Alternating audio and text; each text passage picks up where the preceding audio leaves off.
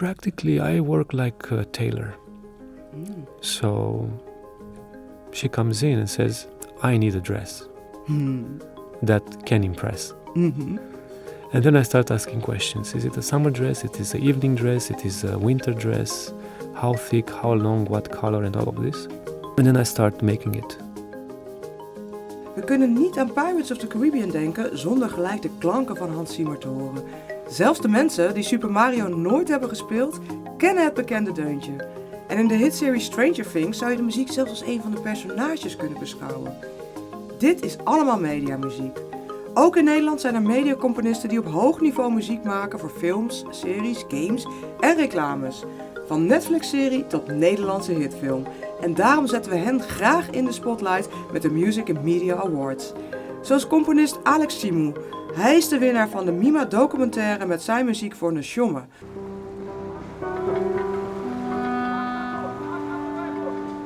Sinds je vertrek naar Indië neem ik soms de pont naar de overkant. Om even het gevoel te hebben dat ik naar mijn grote broer toe vaar.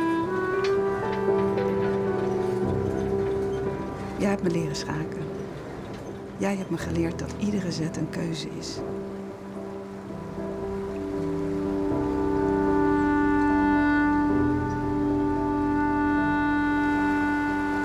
Ik ben niet meer boos dat je bent weggegaan. Ik zie nu dat dit jouw zet is. Jouw keuze voor een leven daar. Je vraagt me of ik je op de hoogte wil houden van ons leven hier. Omdat je ons mist. Onze stad, de taal, de gein, het plein. Dat zal ik doen. Ik zal je schrijven over onze miespogen en over de Nesjomme van Amsterdam. Maar ik vraag jou om het te blijven schaken. Ik doe alvast de eerste zet. Pion naar D4. Hartelijke groeten van je zusje, Roesja.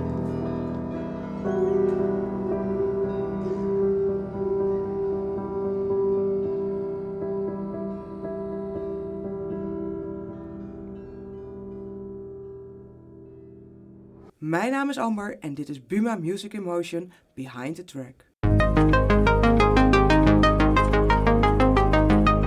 Welkom Alex. We switch to English. Congratulations on winning the MIMA for a documentary. How did it make you feel? I feel very honored, very privileged to receive such an award. And it gives a great feeling that hard work and creativity, they are valued. So I'm extremely happy. Yeah, I was there that night. I saw you on stage. It was such a beautiful. You were like really humble and but also so proud. It was a nice evening, right? To be with, together with all those composers in one room. Yes, I mean, it is a little bit unfair that I get the award since it's a collective piece of art. I just happen to be the point of the arrow in regards to the music in the film, but everybody worked, the director first of all, and the film house that set everything in motion, and then even every single production or every artistic event, it's a full collaboration of everybody in the industry. So of course it's a celebration for all of us. It is, yeah, and it was definitely. You worked on, you composed for the documentary Nesjomme. First of all, what does that mean, Nesjomme? It means soul. Soul. Oh yeah, and we can feel a lot of soul in the film. Can you elaborate a little bit on the storyline of the documentary? What is it about? So, of course, there were many books written and many films made about what happened during the Second World War, and hopefully people remember that. However, the director, Sandra Beerends, she didn't want to focus her film on the tragic part, and she wanted to let the world understand how the Jewish community in Amsterdam culturally was impacting the city and how it was enriching the life of all the Amsterdammers. And especially that all of them, they were just totally normal people. And then from one day to another, they became Jews. Yeah, do you have, because it's the documentary is built with archive images from the archive, and there's a voiceover telling the story. How did you get involved with this project? Well, from the very beginning, it was from the conceptualization. So after Sandra was ready with the script, and with the synopsis, and she had an idea for the film, we start talking about what role the music will play. And what kind of music and how it's connected and inspired by Jewish heritage. Of course, depicting the cultural life of a certain social group, I would say, that has a very rich culture that you cannot omit on the fact that there is a lot of very beautiful Jewish music. However, it had to keep track also of when it happened in time. Because now we are 100 years later almost from the time that the images, some of the images were shown.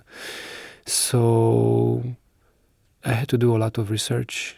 I started reading about what is and what is not Jewish music. And I tried to be as accurate and emotional as possible, and in the same time keeping the framework of a cinematic production. It was not supposed to be, let's say, archive accurate.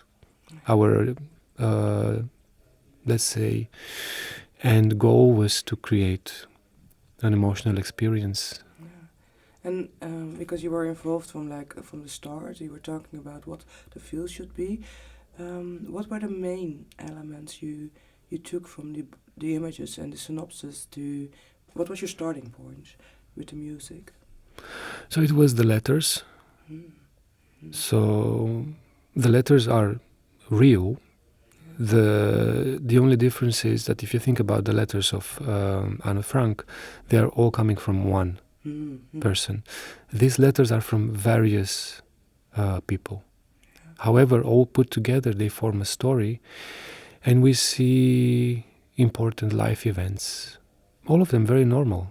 Weddings, funerals, baptizing ceremonies, problems with economy, welfare as well, new neighborhoods coming up in Amsterdam. So all these events, we are witnessing them within from the eyes of the Jewish community that was living extremely beautiful and integrated in the city. Yeah.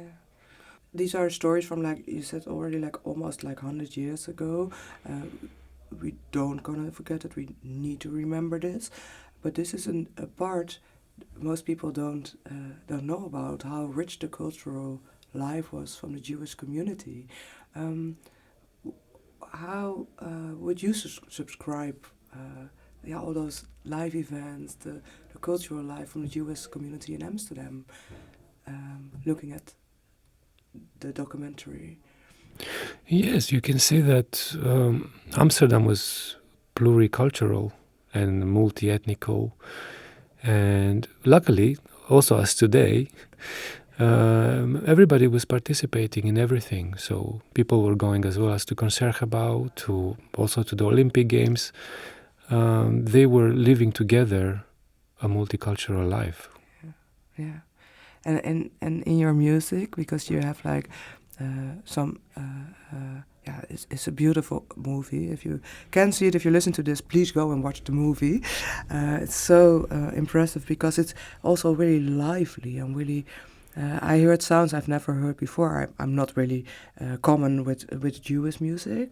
What was your approach? What are certain instruments or notes or sounds which are really giving that vibe of that, rich cultural life?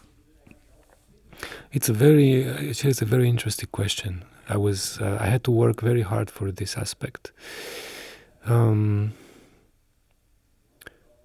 The special thing about what we call Jewish music is that there is no specific Jewish music. Sorry. So, yes, along the history, wherever Jewish people settled and lived and integrated in the society, they would adopt and learn and play the local music. So in consequence, a lot of musics actually can be called very well Jewish music, and you would be surprised about many of them. Felix Mendelssohn Bartholdy, his music can be considered Jewish music, as well as George Gershwin, Benny Goodman, the king of the clarinet. So, of course, at that time, there was no necessity of calling it Jewish music. And then all the Jewish people that were living, for example, in East Europe, at a certain point, when they moved to the United States of America or other countries, they took along with them parts of those musics. So then I went back, of course, to the archives I could find, and I tried looking for specific recordings of that they were labeled under Jewish musicians. But of course, most of the songs were Romanian, Bulgarian, Moldavian, German as well, Spanish and Portuguese songs. So that was so the main sources for the music were these, so some partly folklorical, and also the jazz music of the beginning of the last century. So George Gershwin was a great inspiration, and as well Benny Goodman. Yeah. So you put all those different sounds together to start your own compositions. Exactly. Okay. Working together with Sandra, how can you elaborate a bit on how that was going? Because she had the synopsis, she had the images, and you were involved. And how was your working together? How did you do that? Practically, I work like a tailor. So she comes in and says, "I need a dress that can impress." Mm-hmm. And then I start asking questions. Is it a summer dress? It is an evening dress? It is a winter dress? How thick? How long? What color? And all of this. And then I start making it. And then we keep trying things. So I start composing music together with Ruben. Yes, together with Ruben, who did the montage. We see how the music fits.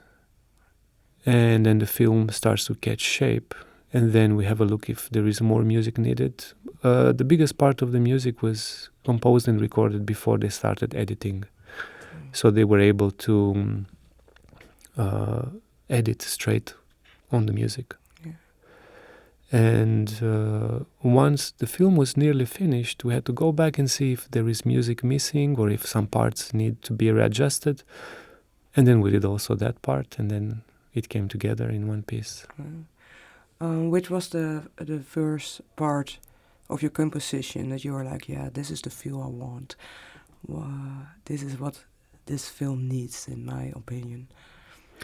You can actually hear some of the first pieces. They are coming right in the opening of the film, and they are a little bit inspired by the shofar call. Shofar is a wind instrument, something like a hybrid between a trumpet and a clarinet. Mm-hmm. And it's made out of a horn, actually, so it's a natural instrument. However, it has a very long body, so you would think more of it as a woodwind rather than a brass instrument. However, it works like a trumpet. Wow. Yeah, and it doesn't make a lot of sounds. It's like so it belongs actually. It's let's say a very simple trumpet, but it's crucial for sacred ceremonies in Jewish culture.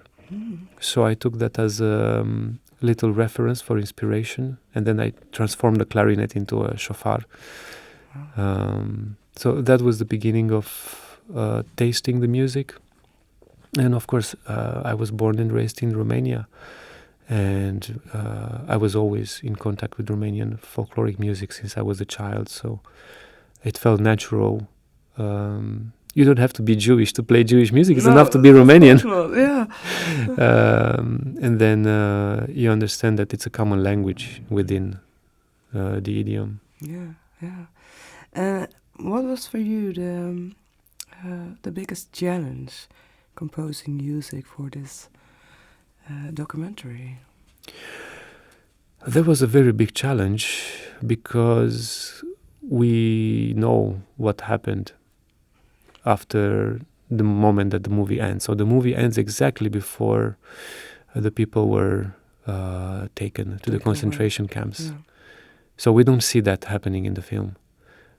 However, we know that that's around the corner. So there is a gloom and a very heavy feeling in the air. So the main challenge was not to make the music sentimental. We didn't want people to start crying. Of course, it's very emotional, but we didn't want to push the people to be sentimental. So it had to be transparent and supportive, the music, and be able to bring the message that injustice can happen to anybody.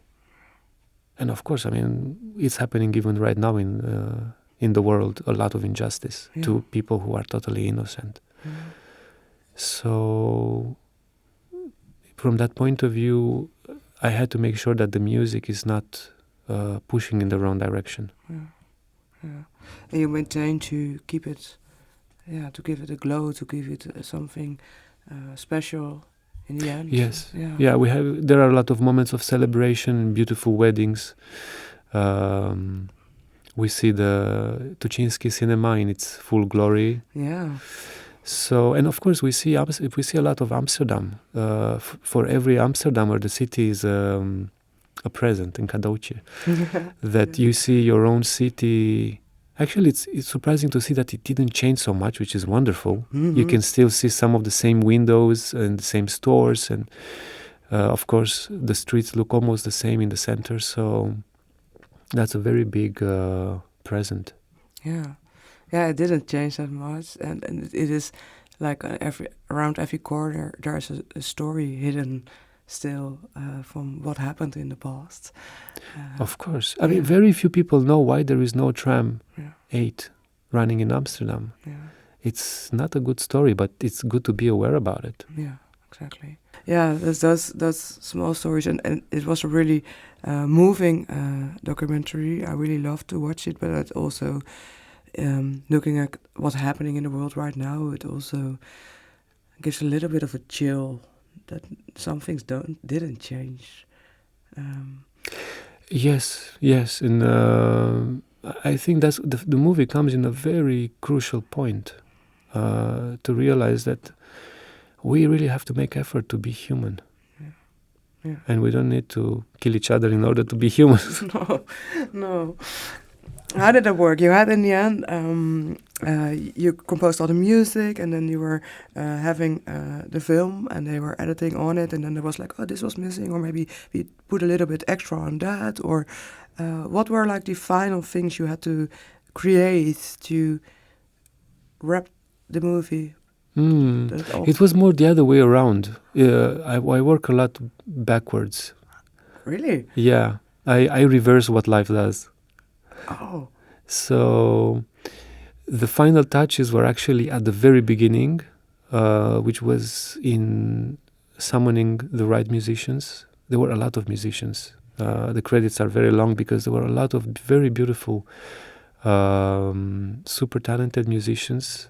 Some of them who played key parts, like all the solo violin parts were played by George Dumitriu, which gave also very profound feeling to what the film is about. And then recording this music with the musicians in very beautiful studios, all of them in Amsterdam. So everything was done in Amsterdam. Those were the final touches, because having that, it gave to the music the refinement that it needed. Yeah. If you would say, like, okay, so what did you do at the very end? At the very end, we maybe recorded one more song. So then that's not so, it doesn't sound like it's a refinement or like a final touch. So the final touch was at the beginning, like settling and making sure that all the ingredients of the recipe are very good. And then at the very end, I would say, what was the last thing we did? It was actually the ending of because the ending was not totally clear. So when you hear the end credits and the very last music in the film, we decided that it should be connected with the main theme, which is right before. So then you hear it the same, but now instead of hearing it with like an orchestral string orchestration, you hear it just with the piano and in a more positive note. Because now we see another Amsterdam already 10, 15 years later. Looking back on this project as an experienced composer, what did you learn about your way of working? What did you learn about yourself making the compositions for this music, for this movie? I have to really go deep to think about this. I would say that the main word is organic. I work anyway 90% outside of the box. So everything you hear in all the films that I ever composed a score for are real instruments played by real people. And I'm not intending to change that. And neither to go towards AI practices, simply because I'm strongly convinced that art is for humans. So therefore humans have to make it for humans. So especially this film, I think it pushed me very gentle towards the edges of my creativity. And there was a part which was I was a bit surprised. I usually don't play myself in this course. I have other musicians playing, and I play maybe a little bit. I use the clarinet only if it's truly necessary. I don't stick the clarinet everywhere because I have it and I can play it. But this time it was Sandra that encouraged me. I said, no, I mean, clarinet is very representative for Jewish culture, and you happen to play it. And play it, So I thought, okay, I want to play it this time. And when I sit in the cinema hall and I see the entire film, it's like, wow, there's a lot of clarinet, and it's me playing it. So it's like you have to look at yourself in the mirror for that whole time when you hear the clarinet. But I'm happy that people didn't notice that, so it didn't bother anybody, and it was very joyful and rewarding to go into this all these roles, to be for a moment a bit of Benny Goodman, to be for a moment a bit of this and that. And yes, I think it made me grow a lot as a musician and composer. I'm very profoundly grateful for that. That's beautiful. The end results, the final documentary with all the music. Did you premiered it, or were you all together watching it for the first time? Yes, we were all. It premiered in Tuchinski. It premiered even there. Yes, so it couldn't be any better. I mean, it was in Tuchinski at the IDFA last year. And yes, sometimes, I would say more than other, in general, I consider art a mystical event in our lives. But working on this film was very mystical, because you are working with these images that you see on the screen, and then you go have a walk in Amsterdam and you see them live, they're like, wait a minute, in which time am I? I'm back in time, on this time. And then you see the Tuchinski in the film, and then you are in the Tuchinski at the premiere, and many beautiful details, which when you put them all together, they make you sort of feel that time doesn't really exist.